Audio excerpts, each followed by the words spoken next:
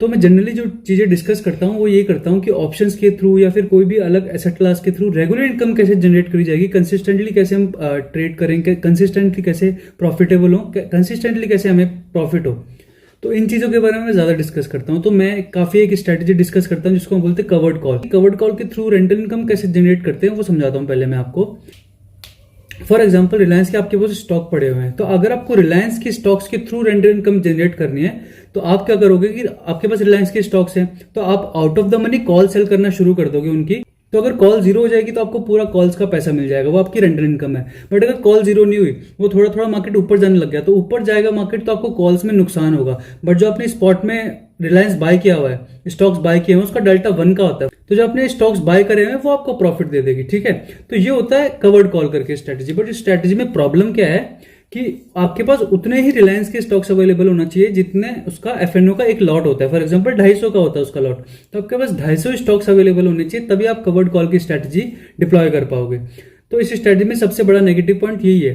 तो कोई भी आदमी जिसके पास छोटा कैपिटल है वो इसको डिप्लॉय नहीं कर पाएगा, तो उसको उतनी ही तो इस वीडियो में आपको ये बताऊंगा कि जिसके पास कम कैपिटल है वो कैसे कवर्ड कॉल कर सकता है, वो कैसे रेंटल इनकम जनरेट कर सकता है ऑप्शंस के थ्रू।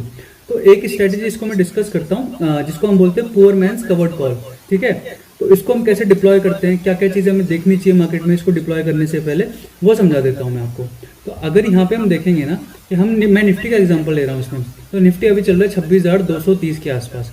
ठीक है, अब फॉर एग्जांपल हमें यहाँ पे निफ्टी में एक रेंटल इनकम जनरेट करने के लिए एक स्ट्रेटेजी डिप्लॉय करनी है। तो हम क्या करेंगे ना कि एक आईटीएम कॉल बाय कर लेंगे।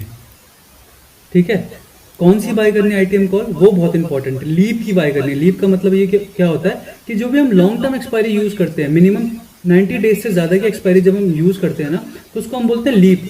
तो हम यहाँ पे दिसंबर के लगभग के आसपास की एक्सपायरी चूज कर लेंगे। ठीक है, हम लीप में ट्रेड करेंगे। दूसरा हमें in the money call buy करना है। तो हमें ये दो चीजें बहुत जरूरी है ध्यान रखनी कि हमें इन द मनी बाय करना है एंड हमें लीप में बाय करना है। मिनिमम जो एक्सपायरी होनी चाहिए वो 90 डेज से ऊपर की ही होनी चाहिए। तो मैं आपको यहाँ पे दिखाता हूँ। तो यहाँ पे देखो एक्सपायरी हमें चूज करनी है दिसंबर के आसपास की। 90 डेज मैंने आपको बोला, तो 90 डेज दिसंबर की एक्सपायरी होती है।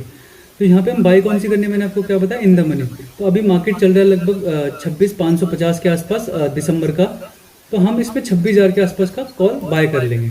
ठीक है, तो इन द मनी हमने एक कॉल बाय कर लिया। अब तो ये तो हम लॉन्ग हो गए। ठीक है, अब मार्केट अगर नीचे आएगा तो हमें लॉस होगा इसमें। तो इसमें से रेंटल इनकम कैसे आएगी, अब इसको डिप्लॉय करने के लिए हमें चाहिए पड़ेगा 24,000 के आसपास मार्जिन। ठीक है, अब हमें क्या करना है, सेम टाइम पे जब हमने ये लॉन्ग किया है, हमें नियर एक्सपायरी का, नियर एक्सपायरी कौन सी होती है, 24 अक्टूबर, 31 अक्टूबर, 17 अक्टूबर, ये नियर एक्सपायरी होती है। तो लगभग 27 दिन या 30 दिन के आसपास जिसकी एक्सपायरी हो, उसका हमें एट द मनी, अगर आपको थोड़ा रिस्क लेना है, अगर नहीं लेना है तो आप काफी आउट ऑफ द मनी भी जा सकते हैं। फॉर एग्जांपल यहाँ पे अगर मार्केट 26,300 पे चल रहा है तो मैं 26,400 का कॉल यहाँ पे शॉर्ट कर दूंगा। ठीक है, अब देखो यहाँ पे मेरा नीचे की साइड में ब्रेक इवन कितना हो गया, मार्केट जब नीचे जाएगा तो मुझे यहाँ पे 0.6% का मेरा लॉस है एंड ऊपर की साइड में मेरे को 5% तक कुछ भी लॉस नहीं है। ठीक है, प्रॉफिट ही प्रॉफिट है। अब इसमें मेरे को अगर नीचे की साइड की ऑरेंज बनानी है, अगर मार्केट 23 से नीचे गया तो हमने ये स्ट्रेटेजी हमारी डेबिट में है। डेबिट का मतलब क्या होता है कि 26,000 इन द मनी हमने कॉल बाय किया है 970 रुपए की, तो 970 की हमने बाइंग करी है, 248 रुपीज की हमने सेलिंग करी है। तो हम इसमें नेट डेबिट में, हमने ज्यादा पे किया है, प्रीमियम पे किया है, इसलिए हम डेबिट में है इसमें। तो मार्केट 23 से नीचे गिरेगा तो हमारा जो बाइंग का प्रीमियम है वो नीचे जाएगा, क्योंकि वो अगर 26,000 हम इन द मनी बाय किया है तो जैसे मार्केट नीचे जाता रहेगा उसके चांसेस इंक्रीज होते रहेंगे जो हमने इन द मनी बाय किया आउट ऑफ द मनी जाने के। तो अगर उसके चांसेस इंक्रीज होते रहेंगे तो प्रीमियम भी गलता रहेगा, तो हमें वो लॉस है। तो इस लॉस से कैसे बचना है, तो हमने जो 26,400 का बाय किया है ना, हम क्या करेंगे, इसको और पास में लेके आएंगे और महंगा प्रीमियम सेल करेंगे, तो हमारे नीचे की रेंज बढ़ती रहेगी। आप देख रहे हो यहाँ पे जैसे मैंने और इसको महंगा किया तो हमारी 1.5% की रेंज हो गई। मैं इसको और करता हूँ तो हमारे ट्रायंगल और बढ़ाता रहेगा 26,200, हम 26,100 के आसपास की जो है वो कॉल सेल कर सकते हैं। अब यहाँ पे आप देखो कि मैंने 26,100 की 453 रुपीज की कॉल सेल करी है, तो ऊपर का हमारा जो ब्रेक इवन पॉइंट था वो नीचे आ गया, तो वो ब्रेक इवन कम होके आया कहाँ है, नीचे की तरफ में। तो यहाँ पे ऊपर की तरफ से 2% कम हो गया तो नीचे की तरफ वो ऐड हो गया। अब हमारा जो पहले 0.6% के आसपास था अब वो 2.1% के आसपास है। हमें लॉस कब होगा, 25,680 के नीचे जब मार्केट जाना शुरू होगा तब हमें लॉस होगा। एंड इस स्ट्रैटेजी का एक और फायदा मैं आपको बताता हूँ कि इसमें MTM आपको देखने को नहीं मिलेंगे कि मार्केट अगर 23 से मान लो 1% बढ़ गया 1% गिर गया तो आपको इसमें कोई फर्क नहीं पड़ेगा। अगर मैं दिखाऊँ यहाँ पे, अगर मार्केट यहाँ से 1.5% गिर भी जाता है ना तो भी आपको 130 रुपये का इसमें प्रॉफिट होगा। रिसेंट कल ही अगर गिर जाता है तो, पर जैसे एक्सपायरी आती रहेगी, फॉर एग्जाम्पल मैं अगर यहाँ पे आपको करके दिखाऊँ ना, फॉर एग्जाम्पल 5 तारीख है तो 5 तारीख में आपको ये ब्लू लाइन जो है ये T+0 की लाइन होती है, ये आपकी ऊपर जाती रहेगी। तो जितना आप एक्सपायरी के पास जाते रहोगे आपकी प्रोबेबिलिटी इंक्रीज होती रहेगी प्रॉफिट करने की। तो जितना आप एक्सपायरी के पास जाते रहोगे आपकी प्रोबेबिलिटी वो इंक्रीज होती रहेगी। ये ब्लू लाइन क्योंकि ऊपर जाती रहेगी, फॉर एग्जांपल आप देखो यहाँ पे आ गए तो ये ब्लू लाइन अब ऊपर हो जाएगी यहाँ पे, ठीक है। तो अब आपका मार्केट में कितना भी बड़ा मोमेंटम हो आपको इतना बड़ा लॉस कभी भी नहीं हो सकता है। एक्सपायरी वाले दिन तो आपको बहुत अच्छा प्रॉफिट होगा इस चीज़ में। तो इस तरह से हम पुअर मैन कवर्ड कॉल जो है डिप्लॉय कर सकते हैं। अब आपको इसको अपनी तरफ से मॉडिफाई करना है और आपको नीचे की साइड आपको रिस्क लगता है कि मेरे को नीचे की साइड में और भी रिस्क है, तो आप इसको 26,000 26,000 के आसपास कर सकते हैं। तो आपका नीचे की तरफ का और रिस्क हो गया। पर ये याद रखना कि अगर आप अपनी नीचे की साइड की जो है कम कर रहे हो ना रेंज, तो आपकी ऊपर की साइड की रेंज भी कम हो रही है। बट वो आप कर सकते हो क्योंकि मार्केट हमेशा तेजी से नीचे की तरफ ज़्यादा गिरता है, ऊपर की साइड में तेजी से कभी भी जाता नहीं है जनरली, ठीक है। तो आप कर सकते हो जितना आपका रिस्क एपेटाइट है उसके हिसाब से आप कर सकते हो, इस ट्रेड को एडजस्ट भी कर सकते हो, ठीक है। तो यहाँ पे आपका मार्जिन लगभग 1 लाख रुपए के आसपास लगेगा, तो आप उसको हैंडल कर सकते हो इजीली एंड इससे आप एक रेंटल इनकम जनरेट कर सकते हो। अगर आप इसको रेगुलरली डिप्लॉय भी करोगे ना, मैं आपको एक चीज़ बताता हूँ इसको कब बेस्ट टाइम होता है डिप्लॉय करने का।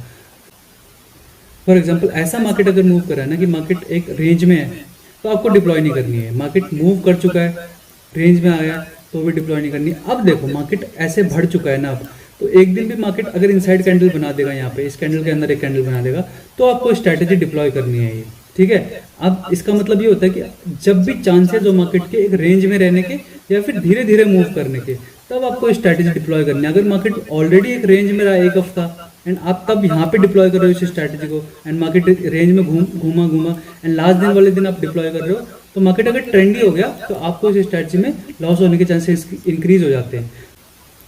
तो जब भी मार्केट एक रेंज में होता है हमें डिप्लॉय नहीं करनी है। मार्केट बढ़ चुका होता है एंड रेंज में आने वाला होता है तब हमें स्ट्रैटेजी डिप्लॉय करनी होती है ताकि हमें प्रीमियम जो है वो पूरा का पूरा मिल सके। क्योंकि जब भी मार्केट रेंज में रहेगा तो वो प्रीमियम डिके होगा, हमारा थीटा जो है उस ट्रेड का जो हमारा प्रीमियम हमने सेल किया है वो थीटा हमें मिलता रहेगा, तभी मिलेगा जब मार्केट एक रेंज में रहेगा, या तो नीचे आएगा या फिर मार्केट एक रेंज में रहेगा, ठीक है। अगर ऊपर तेज से गया तो हमें उसमें ऐसा नहीं है कि लॉस होगा, बट ऊपर की तरफ में हमें प्रॉब्लम ही है, ठीक है, क्योंकि हमने एक कॉल बाय किया है, कॉल सेल किया है। बट ये स्ट्रैटेजी में आपको ज़्यादातर प्रॉफिट ही होगा, इसकी प्रोबेबिलिटी लगभग 80 to 85% की होती है।